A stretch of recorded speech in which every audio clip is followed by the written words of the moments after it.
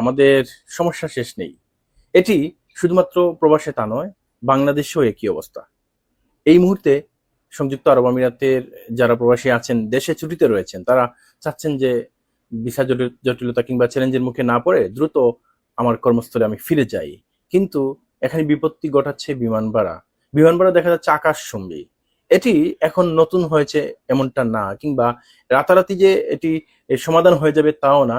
তবে আক্ষেপ করে বলতে হয় যে যেকোনো সময়ে, যেকোনো দুর্যোগে কিংবা যেকোনো বিপদের সময় আমাদের বাংলাদেশে দেখা যায় যে অসাধু ব্যবসায়ী যারা আছেন তারা সেটির সুযোগ নেন।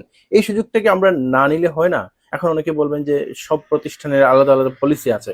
হ্যাঁ, পলিসি আছে, কিন্তু মানবতা বলতে তো কিছু আছে, তাই না? কিন্তু আমাদের দেশে এই বিষয়টি নেই।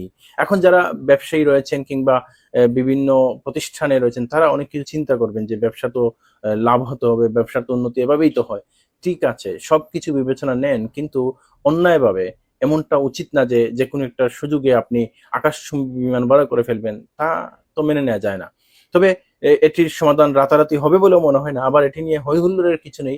শুধু এটুকুই আক্ষেপ করে বলব যে আমাদের উচিত আমরা মানবিক দৃষ্টিতে হলেও অনেক বিষয়ে ছাড় দেয়া।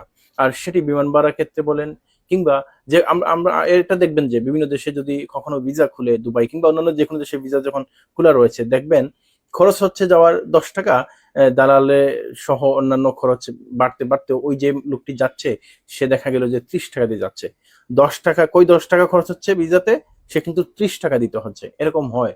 তো আমরা বলব যে প্রবাসীদের ক্ষেত্রে সরকারের একটা আলাদা সেল গঠন করা, প্রবাসীদের কিংবা দেশে যারা আছেন বিদেশ গমন ইচ্ছুক তাদের কাছ থেকে বিভিন্ন তথ্য গ্রহণ করা, তাদের কাছ থেকে বিভিন্ন বিষয়ে এটি শিক্ষা নেওয়া। শিক্ষা নেওয়ার জন্য বলব যে যদি আপনি কিছু না জানেন তাহলে সমাধান কিভাবে করবেন? সুতরাং মানুষের কাছ থেকে জানতে হবে মানুষের আসলে সমস্যাটা কি?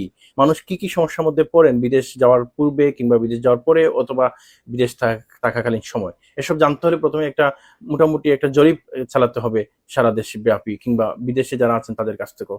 আমি প্রত্যাশা করব বিমান ভাড়া সহ যেকোনো জটিলতা নিরসনে সরকার উদ্যোগ গ্রহণ করবে।